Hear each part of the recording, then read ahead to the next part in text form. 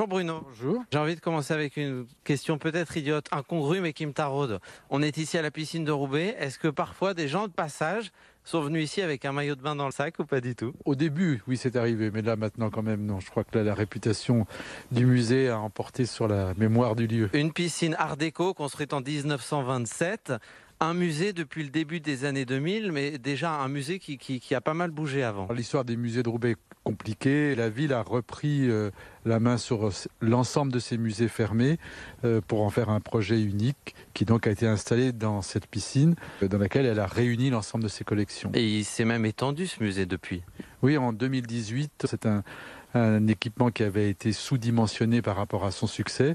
Et donc, on a fait un premier agrandissement conséquent de 2300 mètres carrés, confié au même architecte que celui qui avait conduit la transformation de la piscine, Jean-Paul Philippon, qui est l'un des créateurs du musée d'Orsay à Paris. Alors, avant d'admirer toutes ces œuvres, déjà, on se croirait encore quasiment à la piscine ici. Oui, de toute façon, le bâtiment, le site, c'est un peu le chef-d'œuvre de notre collection. Et c'est vrai que la consigne qui avait été donnée à Jean-Paul Philippon en 2001, ça a été de restituer aux Roubaisiens la piscine de leurs souvenirs. Donc il y a évidemment cette dimension mémoire. Cette piscine a été construite à l'initiative de Jean Lebas, qui était le maire de Roubaix pendant la première moitié du XXe siècle, notamment pour répondre à un grave problème social qui était le développement de la tuberculose dans l'habitat ouvrier à Roubaix.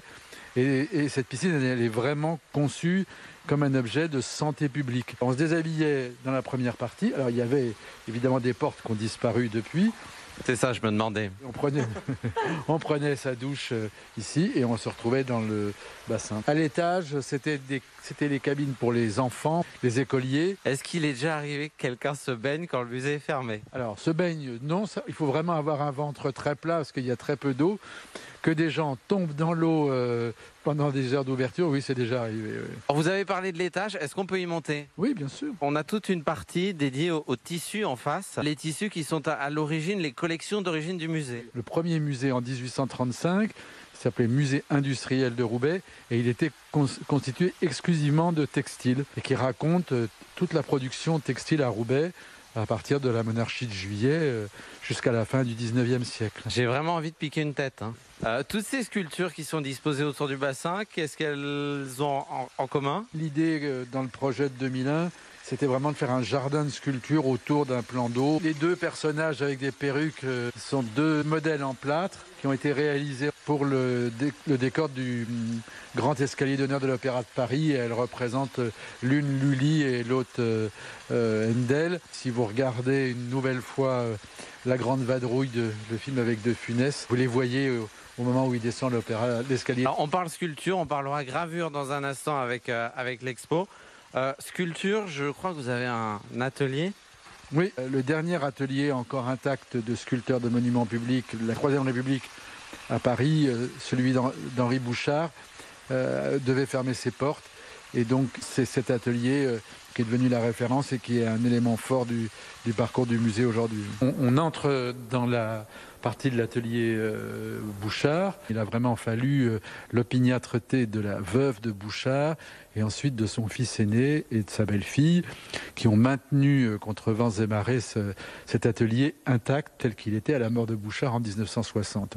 Là, Bruno, on est dans quelle aile du coup? Donc là, on est dans les ailes Beaux-Arts. Ici, une œuvre emblématique. Là, c'est vraiment la Joconde du musée, qui est la petite châtelaine de Camille Claudel.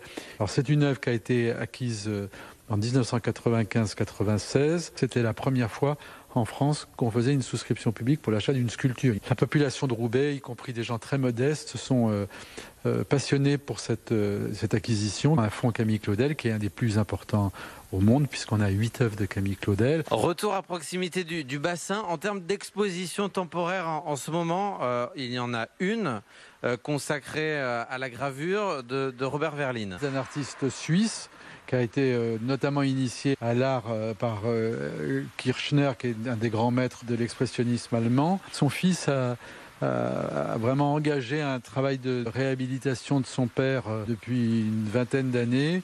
Et un lien s'est créé entre lui et le musée. Donc 30 ans de gravure de Robert Verlin à découvrir ici. Combien de temps passe si on veut faire tout le musée? Une journée, c'est pas trop long. Ben, venez découvrir l'univers très riche ici de la piscine de Roubaix. On peut peut-être terminer par piquer une tête ou pas du tout? Et voilà, ça je vous laisse faire. Merci Bruno.